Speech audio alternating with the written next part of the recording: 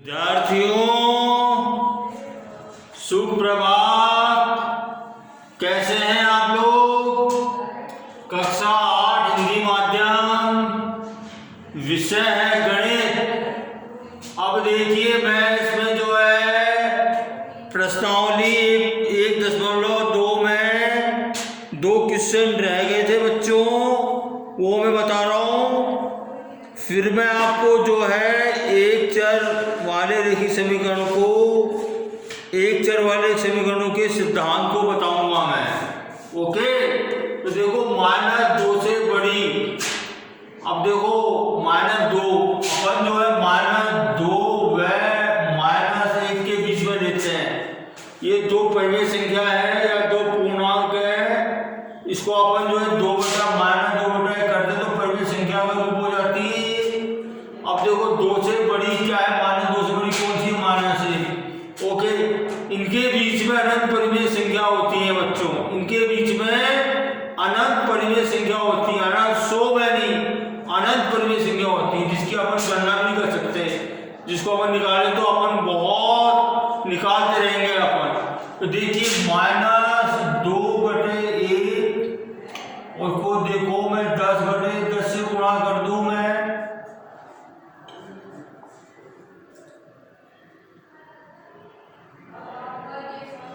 तो क्या हो जाएगा? -20/10 और देखो -10/10 हो गया है। अब देखो इनके बीच में 5 परिमेय संख्या चाहिए अपने को। तो देखिए -19/10 -18/10 -17/10 -16/10 -15/10 ये संख्या आप जो है प्राप्त कर सकते हैं। यहाँ पे ये इनको लिख सकते हैं, 5 में संख्या होगी। इसी तरह देखो 3/5 क्वेश्चन नंबर 7 है, प्रश्न 7 है 5 3/5 और 3/5 और 3/4 के बीच 10 परिमेय संख्या ज्ञात कीजिए। 3/4 के बीच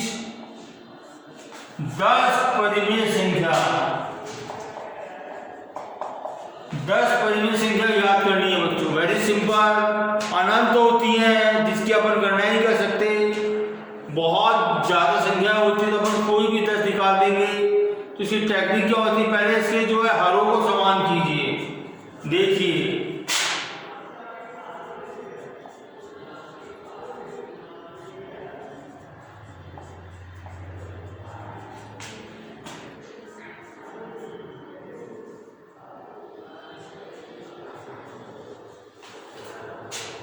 ठीक है बच्चों,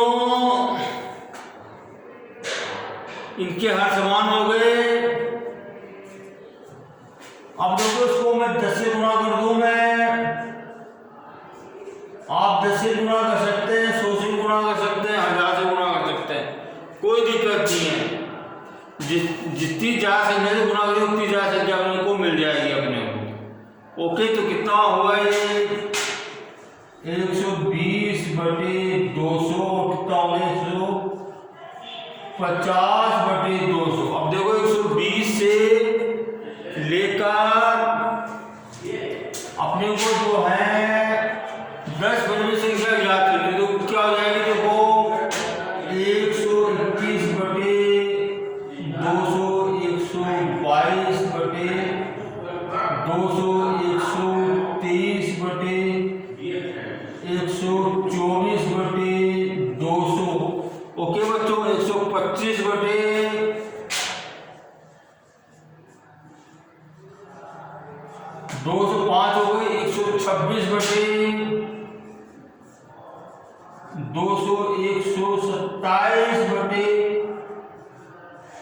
127/200,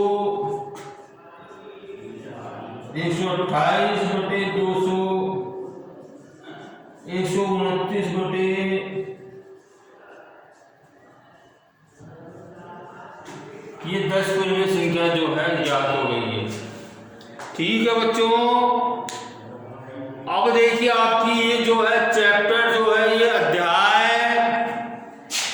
परिमेय संख्या का जो है संपूर्ण होता है। ठीक है, अब दूसरा अध्याय जो है आपका एक चर वाली रैखिक समीकरण वो आपका शुरू होता है। मैं आपको बताता हूं बच्चों उसका सिद्धांत क्या है। एक चर का क्या मतलब, चर क्या होते हैं, समीकरण क्या होता है। आपने समीकरण का तो अध्ययन किया होगा बच्चों आप लोगों ने छोटी क्लासों में। ओके, समीकरण तो आप परिचित होंगे आप समीकरण से।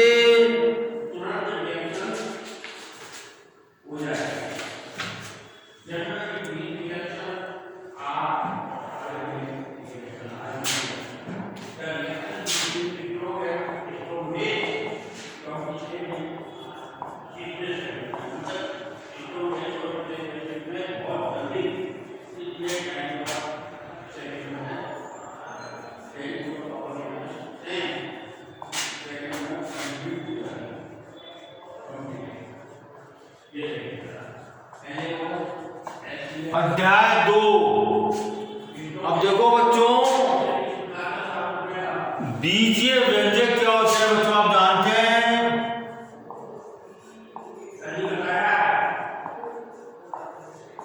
देखो आप लोगों ने बीजीय में पढ़ा होगा आप लोगों ने 2xy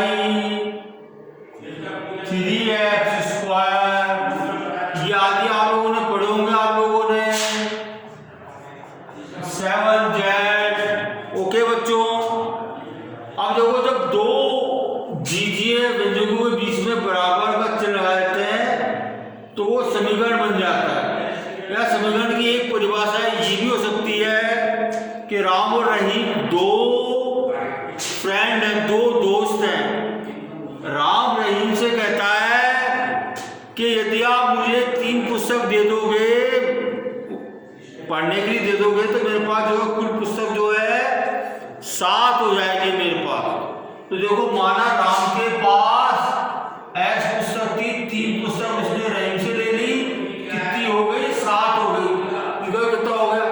तो ये जो खुला वाक्य था जो मैंने बोला आपको कि राम ने रहीम से कहा कि यदि आप मेरे को 3 पुस्तक दे दोगे तो मेरे पास कुल पुस्तक संख्या 7 हो जाएगी। इस कथन को इस खुले वाक्य को मैंने जो है गणितीय रूपांतरण कर दिया इसको मैंने। ओके, तो ये जो गणितीय रूपांतर है ये समीकरण कहलाता है बच्चों। ठीक है, अब देखो इसका समीकरण का अपन हल भी करेंगे। तो कैसे करेंगे बच्चों इसका अपन हल।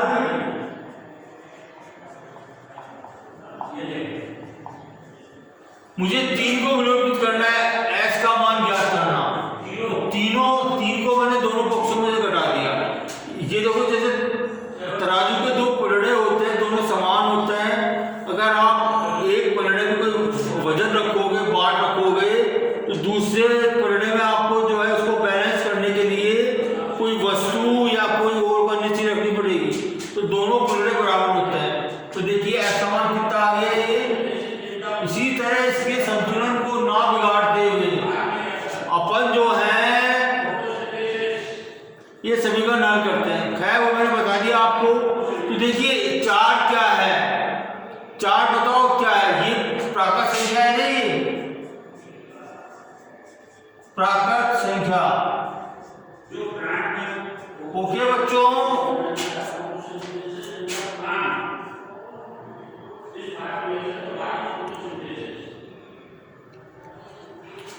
अब देखिए अगर मैं जो है देखो जैसे समीकरण ये है, इसमें देखो ये जो राशि है ना x, ये राशि कहलाती है चर राशि कहलाती है। ये चर राशि कहलाती है। और देखो ये जो राशियां हैं ये अचर राशि कहलाती है। अचर राशि ये चर राशि है ये। और देखो इसमें s का मान जो है, s की जो पावर है, s की घात वो केवल 1 है। जिस समीकरण में चर राशि एक हो और उस चर राशि का घात एक हो, ओके, और वह समीकरण जो है एक चर वाले रेखीय समीकरण कहलाता है। अगर अब देखो रेखीय का क्या मतलब है, अगर आप x + 3 = 7 को x के विभिन्न मान, चर का मान क्या, चर राशि क्या मतलब होता है कि वो राशि जो है अनेक मान ग्रहण कर सकती है वो, ओके, और ये जो अचर राशि है इसका मान स्थिर होता है, ठीक है। अगर आप इसको ग्राफ पेपर पे प्लॉट करोगे x के दो से अधिक मानों के देकर इसको, तो जो ग्राफ अपने को मिलेगा वो एक सीधी रेखा में अपने को प्राप्त होगा, ओके बच्चों। ये आप ट्राई कर सकते हो, आप ये कोशिश कर सकते हैं कि x से मान दीजिए 1 2 3 मान दीजिए आप, और उससे मान से जो अपने को समीकरण जो वैल्यू प्राप्त होती है, जो आप ग्राफ पेपर पर प्लॉट करोगे तो अपने को एक सरल रेखा प्राप्त होती है। इसलिए ये जो है एक चर वाले रेखीय समीकरण कहलाते हैं, ओके बच्चों, ये मैंने बता दिया आपको।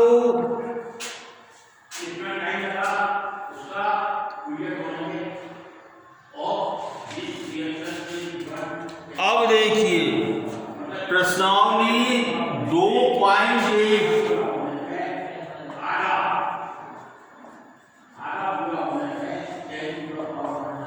इसमें अपने को समीकरणों को हल करना है बच्चों। समीकरणों को हल कीजिए। पहला क्वेश्चन है x - 2 = 7, x - 2 = 7 को अपने को हल करना है। तो मतलब इसका हल करने का मतलब अपन x का मान ज्ञात करना है, तो जो x का मान आएगा वो उसका हल, उस समीकरण का हल कहलाएगा। देखो मैं क्या करूंगा, दोनों पक्षों में 2 को जोड़ दूं मैं,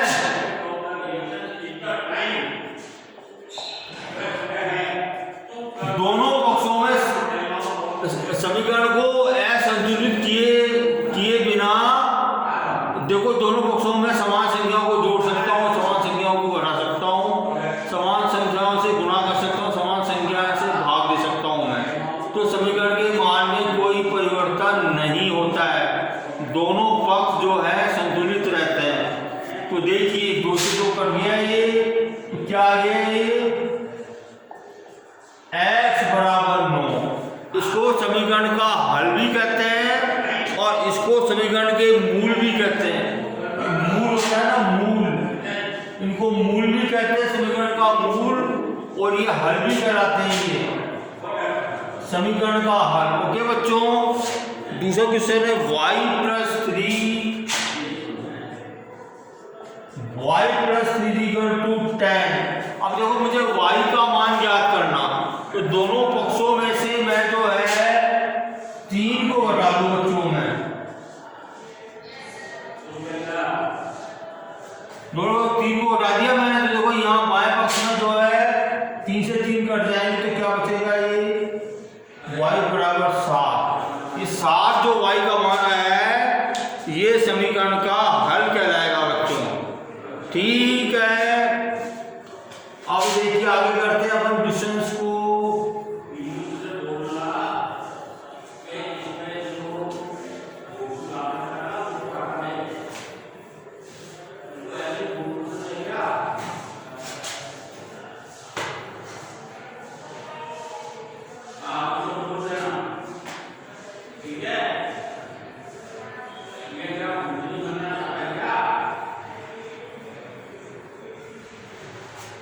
अब देखो प्रश्न संख्या 3,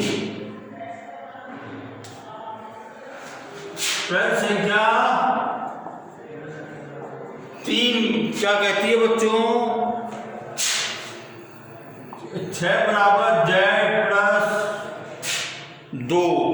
तो देखिए अपन जो चर राशि होती है उसको अपन हमेशा बाएं पक्ष में रखते हैं। तो देखिए पक्ष बदलने पर ये मैंने पक्ष बदल दिए बच्चों, मैंने कर सकता हूँ पक्ष में। अब देखिए दाएं पक्ष को मैंने बाएं कर दिया, बाएं पक्ष में दाएं कर दिया, मैं बदल सकता हूँ पक्ष भी। अब देखिए दोनों पक्षों में से 2 को घटा दूं मैं, 2 से 2 कट जाएंगे तो क्या आ जाएगा बच्चों, ये Z और 4 आ जाएगा। इसी तरह से क्वेश्चन नंबर 4, प्रश्न 4 क्या कहता है, 3/7 प्लस x बराबर 17/7। ये प्रश्न है बच्चों। अब देखो मुझे x का मान ज्ञात करना, दोनों पक्षों में से 3/7 को मैं घटा दूं,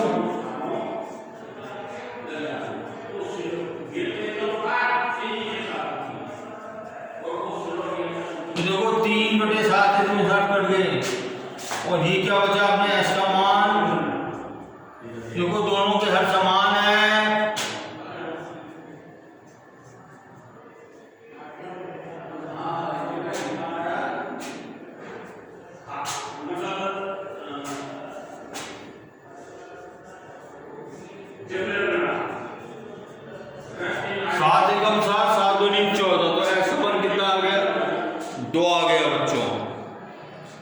क्वेश्चन नंबर 5, प्रश्न 5 क्या कहता है बच्चों, 6x बराबर